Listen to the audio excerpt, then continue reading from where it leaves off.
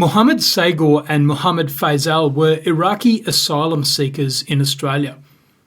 Based on the facts in the judgment, you'd think they both had a pretty good claim for protection too.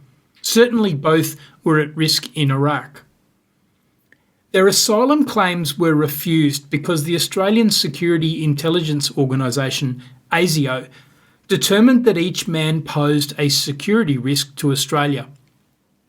Unsurprisingly, the men disagreed and sought to challenge the decisions using administrative law, but ASIO refused to provide them with reasons or evidence. They applied to the federal court to have the material released. The judge reviewed the information privately and agreed that it could not be shown to the two men without compromising Australia's security. Undeterred, they challenged the decision anyway, but as you can imagine, the odds were stacked against them. How do you say a decision was wrongly made if you can't even learn the reasons for the decision? Their application was not successful, but Justice Tracy didn't duck the issue of fairness. His Honour said, "The applicants were, understandably, affronted at receiving adverse security assessments and frustrated at not knowing why such assessments had been made. They objected to the failure of ASIO to place evidence before the court which made it difficult, if not impossible, for them to make out the grounds of review on which they relied, and prevented the court from undertaking any meaningful judicial review of the decisions.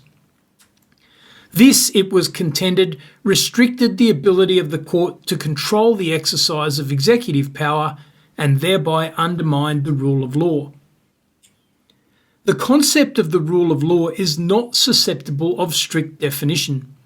Its constituent elements vary from country to country. It is not underpinned by any absolute principles which can lay claim to universal validity. None of the precepts, principles, or norms which are relied on to advance and ensure the rule of law are said to be inviolable. Professor Rawls accepts that it may be necessary, in order to avoid social evils, for precepts to be compromised, but he maintains that this should only occur to the minimum extent necessary to achieve the objective.